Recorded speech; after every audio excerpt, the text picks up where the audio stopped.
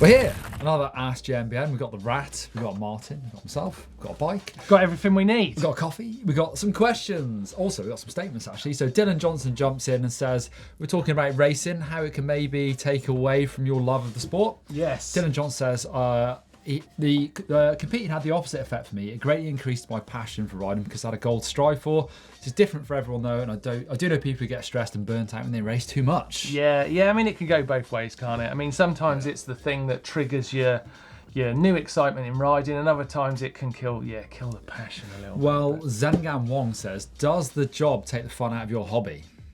Oh, don't know. What do you think? I mean, it's difficult because when you're racing, it doesn't feel like a job. It feels like a mission, like a mission to get done. Two frames of mind. Sometimes it was like getting paid to do the best job ever. But if I was not doing very well and my contract was up at the end of the year, it was very stressful. And you realise that actually your performance was your livelihood. Yeah, and then it wasn't quite so much fun. Yeah, I mean, it's high pressure for sure, isn't it? Yeah. And definitely those October, November months could be very, very scary. You're like, oh my God, I'm not going to get a contract, and then what am I going to do? And is it all over? And should I have just gone to university? And all stuff like that. Yeah. I don't know why I said that because I had absolutely zero chance of going to university. Well, I went to university and was a pro mountain biker. Well, you're just a show off. I wasn't in university very long though, that's a problem. ASHFORD MTB has got a great suggestion. He would love to see an Ashton and Hawes reunion video. I want to see that as well. Can we dig out the Cannondales? we could do that. Hawes would have to get a giant, I suppose. Well, I'll give him a call and see what he says. You never know. Stranger things have happened. Do you know what I'd like? Me and Horsey did a video. If any of you young guys are watching this, myself and another guy called Martin did some videos a long time ago. We were the Martins, imaginatively named, and we did a video called Tricks and Stunts where we dressed up in 70s clothing and did like this chasing, right? I would love to see like Fabio Widmer and Danny Mac do the new version of that. Oh, wow. And actually do the tricks we dreamed of. That would be good. It would be so sick, wouldn't it? I would love to see Danny Mac and Fabio in funny wigs and like 70s leather. Like a Hollywood remake of an old... It doesn't happen with that, movies. No, probably for good reason. But anyway, that's what I'd like to see. Okay, right, let's kick it off with some questions. Danny WESTMAN has got a great one. What ignited your love for mountain biking? For me, I went to a cross-country race. I was doing motorcycle trials when I was about 18 or 19. And I went to a mountain bike event because my friend told me about it. And the vibe. Man, I went to a cross-country race. It was real early days in the sport in the UK. And just like everyone turning up, and it was super positive. And I don't think that's gone away. It's just like you go to an event and everyone's just chuffed to be there, and that just pulled me in, and I was doing it for them. What about yourself? It's sort of similar. I always liked riding a bike from being a kid, but it's when I saw this mountain biking thing and actually bought the magazines and I was like, this is cool. Yeah. And I bought magazines religiously. I've got a massive stack at home at mum and dad's house from those early days that I love looking at. I just was really into this thing that loads of other people were into as well. Yeah, the magazines back then were great. Oh my God, they were good. They were so exciting to see like who was in them. You were on the cover, I'm sure, many of those. Yeah, I made it in a few times. Jonathan Christie's got a question about trials bikes. What do you think a 29er trials bike would be like? Great idea, great question. I have no idea actually. I'd have to speak to one of sort of like the current trials, probably comp riders. It wouldn't work for street because you want a small wheel on street because the bike's spinning. It would slow it down, I would have thought. But for comp trials, they're still using 26 inch, aren't they? I suppose they're still using 26.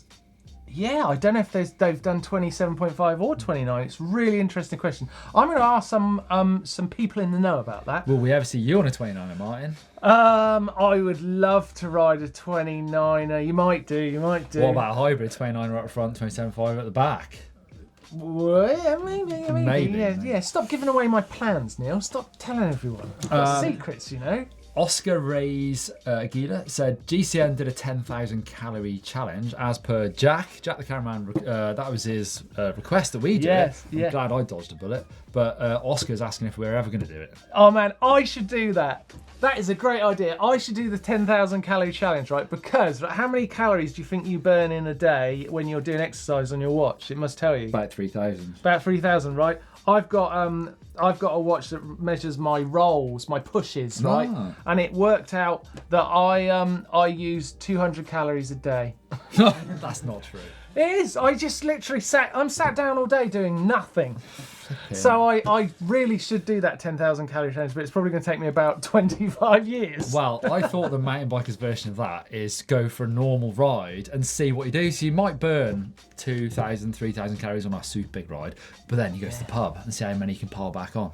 Yes. That's the mountain biker's How many version. calories can you get back in? Yeah, that's the good version. How many calories in 3 packs of crisps and 4 pints? It's about, it's getting on there. It's getting close. It's getting close. That's a good game. Eric Godel says he always feels like he's got very little traction in corners. Feels like he's understeering, like in a car. I don't think I'm riding too fast, so my setup is bad.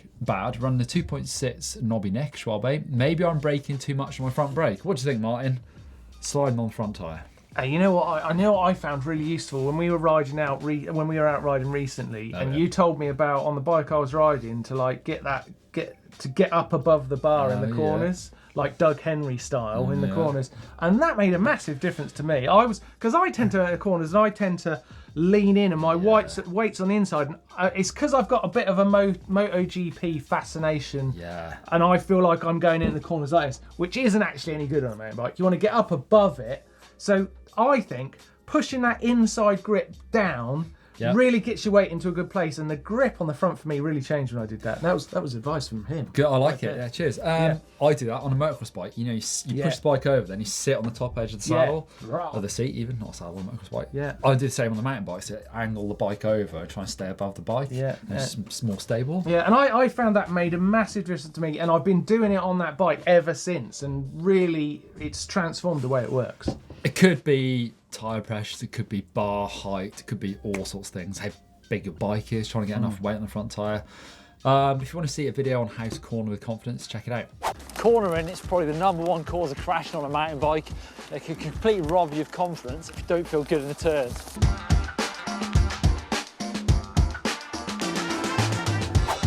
Nice, right, next question is from Cuckoo Werenkertu. And she says, sorry, I can't even guess. I'm thinking a he. Mountain biking is one of the sports that technology changes and development happen all the time. However, how much would it change the way we ride a bike? In terms of manoeuvrability, how you feel the shock and fork work, etc. It would be interesting to know how you assess a particular same brand model of MTB from different production years, say like in 3-year gaps or something like that. Oh, myself and Blake did it with the Nuke-Proof Mega. Rode the brand spanking new Carbon 1 versus the 2012, I want to say. I can't remember all it is. And I think like forks and shocks, suspension has developed, but it's not revolutionised, it's got a bit better. Yeah. But the big difference for me was in geometry. So there's people experiment, they go a long way, they're going to come back, and it's just those little changes make the bike feel much better, more just usable all round. And it is just things like angles which have made the biggest difference, I find. Yeah, no, and it's weird, isn't it? We're in a period where the geometry changes have been quite big in recent years. There's been this kind of move to like the slacker front end, longer wheelbase. I think it'll come back a bit though. I think some people have gone a bit extreme with those things, but it's interesting. Yeah. And you weren't a fan of that at all at the start, were you? So what do you think now? You're more towards it? No, I'm still a bit conservative with my geometry. If you look at my new Canyon Strive, looks a bit conservative on paper, but it suits me to the ground. Love it. Yeah. I can get perfect weight balance on it, and it's not stretched out, although it is much bigger than the bikes I used 5 years ago. Yeah, but to be fair though, this is your full-size bike though, isn't it? My thing is, I'm 5'10", I'm medium everything. I've got medium, I am your average person, average shoe size, average waist size, and if I don't fit a medium bike, then they're making it wrong. That's a good point. If I have to ride a large bike, it's not my fault, it's their fault. I thought that was maybe something you say to your wife, and I was wondering where you were going with it. But no, but everyone's like, you should be riding large. I bloody shouldn't. If they're riding large, they've done it wrong. Fair enough. Right, Oliver Bayens says, I have a new Canyon Lux bike and was wondering if it's wise to ride some harder trails with this bike. I think green and blue trails work fine, but the red and black trails, question mark. Another question, it's my first carbon bike. I'm curious, if I fall and land hard, does that mean my carbon frame will be broken? I've got a Canyon Lux carbon one, riding carbon bikes for a long time now. I've never broken one, so I wouldn't be worried about it. You do hear these horror stories of them falling over and landing on something and breaking, but it's unlikely. They're flipping strong. Yeah, really strong. Cross-country bikes, you can ride anything on them. They're just not quite as robust. So there's you don't want to be doing big flat landings because eventually you will wear that bike out and you know, abuse it a bit. But they can ride anything. Yeah, but it can handle that tough stuff, I think. Yeah, definitely. Jamie Partridge, how can you fix a bent brake lever? Ooh, you have to be careful because you can snap them easily. That's what I would say. I would say probably take the lever blade out, because if you try and bend it, you can damage the actual lever body. Yes. Stick it in a vise and use ring spanners. My old trick. That's the one I was going to say. The ring spanner's perfect. You just put it through the ring like that, then bend it like that. That's what I used to do on the motorbike all the time. Like bending levers. It's quite enjoyable. Don't do it. It is. I quite like doing it. Don't do it like Neil said with in the kind of body of the thing. Be prepared. You'll be bending it and just that breaks. Jamie M is asking, myself and a couple of friends have signed up for a 6-hour cross-country race, the Muckmeddon, held in Pitmeaden, Perthshire. I was looking for some tips on the best way to train for it. It's in 2 months' time and I don't want to be completely useless. 2 months' time? That's not very long. Oh, it also says here, and perhaps Neil would enjoy coming along. Perhaps. Maybe. Although Muckmeddon doesn't sound that great. But, onto the question, how can you train for a 6-hour cross-country race in just 2 months? Is that even possible? I did a 6-hour race with Cy Richardson in the Alps. The one that was the Dolomiti thing. That was a long time to ride a bike for, trying to go fast. I would say you've got to just ride your bike as much as you can. I don't train so much anymore. I just try and keep fit. It's not like a structured regime. But in 2 months, just ride as much as you can would be my advice, and try and do some big long rides. Try and get used to your pacing. So do some really long mellow rides, but then try and do a 6-hour ride at the sort of speed you want to ride at, and make sure you can do it. Make sure you're eating loads of food as well. Absolutely, yeah. Get the old stamina built up. Be interested to know what you're riding in that event. Is it a hardtail or a full sus? Speaking of that, take a look at this. When it comes to World Cup cross-country racing, we do see a split between full suspension bikes and hardtails. Now, many of the top riders actually travel with both bikes. They'll decide which one they want to use depending on how rough and how technical that course is. So today I'm going to compare the two.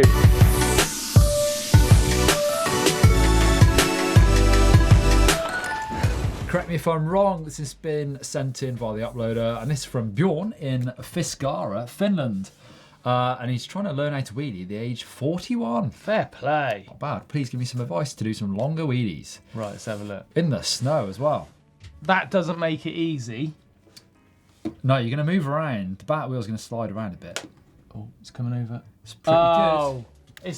It starts really well. It's sat back nice into it. That's one thing I always say. Is quite often people try and wheelie and they try and stay upright. It doesn't work. You've got to sit into it. Yeah. Go with the flow. Control it on that back brake. It looks to me though on there that you've got to use your knees and the handlebars to balance the bike, and you've kind of got to do them sort of the bike in between your knees. And if it goes a long way one way, you can flop your knees one way, or you can turn the bars opposite lock. In that clip, it looks like you go knees and bars both the same way, so you kind of end up steering into coming off of that straight line. Which is a shame because you've got it going really well. Oh, it's a good effort. Yeah, but just keep practicing. Honestly, you're really, really close to having a sick wheelie dialed. Send us in your videos for, correct me if I'm wrong, using the uploader. It's in the description below this video. Leave us your questions down below as well. I'll try and help you out next week. If you want to see a video of Blake trying to ride a cyclocross bike hard, over there for that one. Absolutely. And if you want to subscribe to GMBN, then you've just got to hit the old globe just there. Thumbs up. See you next time.